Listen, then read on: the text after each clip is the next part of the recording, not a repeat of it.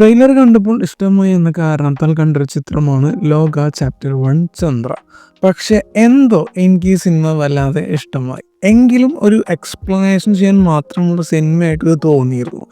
And ഇത് ഞാൻ അത്ര ഡീറ്റെയിൽ ആയിട്ട് ചെയ്യും എന്ന് എനിക്ക് അറിയില്ല. എങ്കിലും പറ്റുന്ന പോലെ ശ്രമിക്കാം. So let's get started.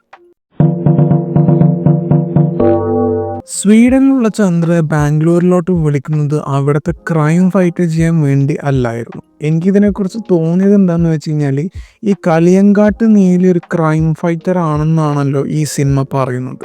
So കൺമുന്നിൽ റോങ് ഡൂയിങ് നടക്കുമ്പോൾ അതിൽ ഇടപെടുമ്പോഴാണ് ഈ ഹോൾ ഹ്യൂമൻ ട്രാഫിക് ഗാങ്ങിലോട്ടുള്ള പ്രശ്നത്തിലോട്ട് ചന്ദ്ര എത്തിപ്പെടുന്നത്.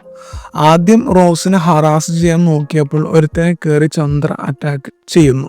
ഇത് വെച്ചാണ് ഈ നാച്ചിയപ്പൻ ചന്ദ്രൻ നോട്ടീസ് ചെയ്യുന്നത്. പക്ഷെ ഈ വിഷയം ഒറ്റയ്ക്ക് ഹാൻഡിൽ ചെയ്യാം എന്ന് പറയുമ്പോൾ ആ ഓട്ടോയിൽ കിഡ്നാപ്പിംഗ് നടത്തി വരുന്ന ടീമിനെ ചന്ദ്ര മൊത്തമായിട്ട് തട്ടുന്നു. ഇതിൻ്റെ ലീഡ് വെച്ച നാച്ചിയപ്പൻ ചന്ദ്രയുടെ പിന്നാലെ കൂടുന്നു. പിന്നെ ആ ഇൻസിഡൻറ്റിൻ്റെ പിന്നിലെ വ്യക്തി ചന്ദ്രയാണെന്ന് മനസ്സിലാകുമ്പോൾ ഇവർ തമ്മിലൊരു ക്ലാഷ് വരുന്നു. ഇതിൽ നാച്ചിയപ്പൻ രക്ഷപ്പെടുമ്പോഴാണ് നീലിയെപ്പോലെ അയാളും ഒരു വാമ്പയർ ആവുന്നത്. വാമ്പയർ തന്നെയാണ് യഥാർത്ഥ പദം എന്ന് എനിക്ക് കൺഫ്യൂഷൻ ഉണ്ട്. But as I said earlier, ഈ വക കാര്യത്തിലൊന്നുമല്ല ചന്ദ്ര ബാംഗ്ലൂരിലോട്ട് വന്നത്. സിനിമ കണ്ടു കഴിഞ്ഞപ്പോൾ എനിക്ക് തോന്നിയ ഒരു കാര്യം എന്താണെന്ന് വെച്ച് കഴിഞ്ഞാൽ, ചുമ്മാ റാൻഡമായി അയൽപ്പക്കത്ത് കണ്ടൊരാൾ എന്ന നിലയിലല്ല ചന്ദ്ര സണ്ണിയോട് മിങ്കിൾ ചെയ്യാൻ തുടങ്ങുന്നത്. സിനിമയിൽ പറയുന്ന പോലെ 1905 ചന്ദ്രയ്ക്ക് ഒരു ബോയ് ഫ്രണ്ട് ഉണ്ടായിരുന്നു. തന്നെ രക്ഷിക്കാൻ നോക്കുന്ന ശ്രമത്തിൽ മരിച്ചു പോയതാണ് എന്നാണ് ഇയാളെക്കുറിച്ച് ചന്ദ്ര പറയുന്നത്.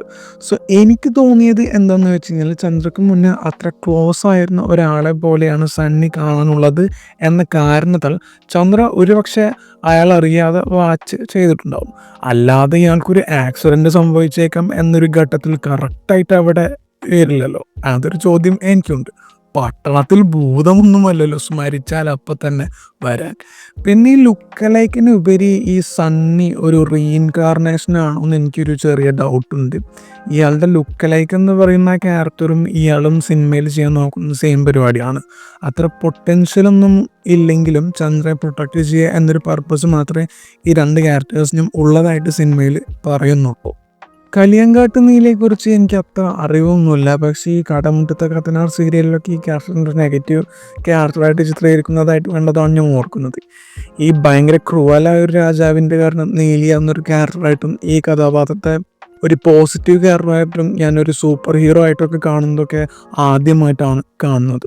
നിങ്ങൾക്ക് നീലയെക്കുറിച്ച് ഡീറ്റെയിൽ ആയിട്ട് അറിയാമെങ്കിൽ അത് കമൻറ്റ് സെക്ഷനിൽ പറയണം. ഈ കത്തനാർ നാട്ടുകാരെ ബോധിപ്പിക്കാൻ വേണ്ടിയിട്ടാണ് നീലിയെ തളക്കുന്നത്. പക്ഷേ അയാൾക്ക് നീലിയുടെ സഹായം ആവശ്യമായിരുന്നു. ഇയാൾക്ക് ഒറ്റയ്ക്ക് തളക്കാൻ പറ്റാത്ത രണ്ട് ക്യാരക്ടേഴ്സായിട്ടാണ് ഈ ടോവിനോയുടെ ക്യാരക്ടറിനെയും ആൻഡ് DQവിൻ്റെ ക്യാരക്ടറിനെയും കുറിച്ചൊക്കെ പറയുന്നത്. ടോവിക്ക് ഒരു ചാത്തൻ എന്നൊക്കെയാണ് പറയുന്നത്, DQവിനെ എന്തോ കുഴപ്പം പിടിച്ചവൻ എന്നൊക്കെ പറയുന്നുണ്ട്. സോ എനിക്ക് തോന്നിയത് എന്താണെന്ന് വെച്ച് കഴിഞ്ഞാൽ, ഒരിക്കലും ബാഡ് ഗൈസായിട്ട് പിന്നീട് ഈ ഈവൾസിനായിട്ടൊക്കെ ഫൈറ്റ് ചെയ്യുന്ന ക്യാരക്ടേഴ്സായിട്ട് മാറിയ ക്യാരക്ടേഴ്സ് ആയിരിക്കാം ഇവർ. കാരണം ആ ഫ്ലാഷ് ബാക്ക് ആൻഡ് ഈ ബേസ്മെൻറ്റിലുള്ള മീറ്റിങ്ങിൻ്റെ ഇടയിൽ വല്ലാത്തൊരു ഗ്യാപ്പ് എനിക്ക് ഫീൽ ചെയ്തിരുന്നു. അതായത് ഈ കത്തനാർ പറഞ്ഞ ക്യാരക്ടേഴ്സ് എങ്ങനെ ഇങ്ങനെയായി എന്നൊരു ചോദ്യം എനിക്ക് ഉണ്ട്. ചാത്തനെ കുറിച്ച് വേറെ പോയിന്റിൽ പറയാനുണ്ട്, അത് കാര്യമായിട്ട് ഞാൻ പറയാം. കത്തനാറിൻ്റെ ഒരു ബേസിക് പരിപാടി അറിയാമല്ലോ, ഈ മോൺസ്റ്റർ ഹണ്ടിങ്, ഇയാളുടെ പരിസരത്തുള്ള ഈവിളായിട്ട് ഇന്നത്തെ ആൾക്കാർ, ഇതൊക്കെയാണ് പുള്ളിക്കാരൻ്റെ ഒരു ബേസിക് പരിപാടി. സോ എനിക്ക് തോന്നിയത് എന്താണെന്ന് വെച്ചാൽ, ഒന്നെങ്കിൽ പുള്ളിയുടെ അല്ലെങ്കിൽ ഈ മൂത്തോൻ്റെ പരിപാടിയാണ് ഈ ഗ്രൂപ്പ് ഫോർമേഷൻ, അല്ലെങ്കിൽ ഒറ്റയ്ക്ക് ഫൈറ്റ് ചെയ്യാതെ ആവശ്യമായ ഘട്ടത്തിൽ ഒരു ടീമിനെ ഇറക്കുക എന്നുള്ള സ്ട്രാറ്റജി. അതിൻ്റെ പാർട്ടായിരിക്കും ഈ ചന്ദ്ര, ചാത്തൻ ആൻഡ് DQ ചെയ്യുന്ന കഥാപാത്രം. ഓക്കെ, ആദ്യ കിഡ്നാപ്പിന് ശേഷം സണ്ണി റൂമിലോട്ട് വരുമ്പോൾ വേണു കാണുന്ന ന്യൂസിൽ ഈ ഹ്യൂമൻ ട്രാഫിക്കിനെ പറ്റി പറയുന്ന സമയത്ത് ഒരു ഫ്ലാഷ് ന്യൂസ് പോലെ പറയുന്നൊരു കാര്യമുണ്ട്. അതായത് ഉൾക്കാട്ടിൽ എന്തോ ഭയങ്കര ഫോം ഉണ്ടായെന്ന് പറഞ്ഞിട്ട്. എനിക്ക് തോന്നുന്നു ഒരു ഗ്രേറ്റർ ത്രെഡ് വരുന്നുണ്ട് എന്നതിൻ്റെ ഫോറസ്റ്റ് ഷാഡോയിങ് ആവും അത്. ചിലപ്പോൾ ഇതിനാവും മൂത്തോൻ ചന്ദ്രൻ ബാംഗ്ലൂരിലോട്ട് കൊണ്ടുവന്നത്. ഈ മൂത്തോനൊരു ഗ്യാങ്ങുള്ള പോലെ ഇതിൽ വേറെയും കുറേ ഗ്യാങ്ങുള്ള പോലെ എനിക്ക് തോന്നി. അഹാനകൃഷ്ണനെയും സൗബിനെയൊക്കെ കാണിച്ചപ്പോൾ അങ്ങനെയാണ് തോന്നിയത്. ഈ ബ്ലേഡിലൊക്കെ കാണുന്ന പോലെ വല്ല വാമ്പയർ കമ്മ്യൂണിറ്റിയും ഈ യൂണിവേഴ്സിലുണ്ടോയെന്ന് എനിക്ക് സംശയമുണ്ട്. എന്നാലും ഇവരാണ് അവരെങ്കിൽ വെളിച്ചത്ത് കാട്ടില്ലല്ലോ, കാരണം വാമ്പയേഴ്സിന് വെളിച്ചം പറ്റില്ല. പക്ഷേ എനിക്ക് സൗബിനെ കണ്ടപ്പോൾ ഭയങ്കര മിസ്റ്റീരിയസ് ആയിട്ട് തോന്നി. ലൈക്ക് ആ ക്യാരക്ടറിൽ നിന്നൊരു പോസിറ്റീവ് വൈബ്സ് എനിക്ക് ലഭിച്ചില്ല. ഈ നാച്ചിയപ്പനെ ചന്ത തട്ടിയിട്ട് അയാളുടെ ബോഡി കീപ്പ് ചെയ്യുന്നത് കണ്ടപ്പോൾ പാസ്റ്റിൽ ഇവരൊക്കെ ചേർന്ന് ഇതുപോലെയുള്ള വാമ്പയേഴ്സിനെ എൻകൗണ്ടർ ചെയ്ത പോലെ ഒരു സംശയം എനിക്ക് തോന്നി. കാരണം അത്രയും വലിയ ഫെസിലിറ്റി ഒക്കെ കണ്ടപ്പോഴത്തേക്കും ഇതൊക്കെ ഇവരുടെ നോർമൽ പരിപാടിയാണെന്ന് എനിക്ക് തോന്നി. ഇയാളൊരു മജീഷ്യനാണ്, പലതിനെയും മാനിപ്പുലേറ്റ് ചെയ്യാൻ കഴിയുന്ന ഒരു വ്യക്തി. അത് ഈ ക്യാരക്ടറിൻ്റെ ഇൻട്രൊഡക്ഷൻ സീനിൽ വ്യക്തമാക്കുന്നുണ്ട്. പക്ഷെ പോസ്റ്റ് ക്രെഡിറ്റ് സീനിൽ ഹേ മിസ്റ്റർ എന്ന് പലപ്പോഴും പറഞ്ഞിരുന്ന വിജയ് മേനോൻ പറയുന്ന ഒരു ഇൻസിഡൻ്റ് ഉണ്ട്. ഒരു കേവിൻ്റെ അകത്തോട്ടൊരു ആർക്കിയോളജി ടീമും ഒരു സന്യാസിയും പോയിരുന്നു. പക്ഷേ ഈ സന്യാസി ഒഴിച്ച് വേറെ ആരും തിരിച്ച് വരുന്നില്ല. എന്നിട്ടൊരു ഫോട്ടോ കാണിച്ചിട്ട് പറയുന്നുണ്ട് ഇത് താനല്ല എന്ന് ഞാൻ വിശ്വസിച്ചോട്ടെ എന്ന് പറയുമ്പോൾ ചാത്തൻ പറയുന്ന മറുപടി ഇങ്ങനെയാണ്: എനിക്ക് എന്നെപ്പോലെ കാണിയിരിക്കുന്ന 400 സിബ്ലിങ്സ് ഉണ്ടെന്ന് പറഞ്ഞാൽ നിങ്ങൾ വിശ്വസിക്കുമോ? ഈ ഒരു ഡയലോഗ് പറഞ്ഞതിൻ്റെ ശേഷം ചാത്തൻ്റെ ഭാവം മാറുന്നുണ്ട്.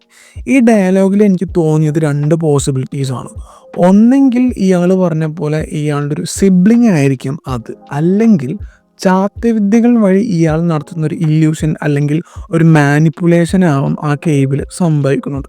പിന്നെ എനിക്ക് ഈ ക്യാരക്ടറിനെ കണ്ടപ്പോൾ മാർവൽ കോമിക്സിലെ ലോക്കിയെ പോലെയാണ് തോന്നിയത്. ലൈക്ക് പ്രോപ്പറായി നല്ലവനെന്നും പറയാനും പറ്റില്ല, എന്നാൽ വില്ലനെന്നും വിളിക്കാനും ആവില്ല. ഇടയ്ക്കിടയ്ക്ക് ചിലപ്പോൾ സൈഡ് മാറും. സോ ഇത്രയേ ഉള്ളൂ ലോകയെക്കുറിച്ചിട്ട് എനിക്ക് പറയാം. നിങ്ങൾക്ക് ഇതിലും കൂടുതൽ എന്തെങ്കിലും പറയാനുണ്ടെങ്കിൽ കമൻറ്റ് സെക്ഷനിൽ പറയുക. മറ്റൊരു വീഡിയോ ആയിട്ട് പിന്നെ വരാം. Bye guys.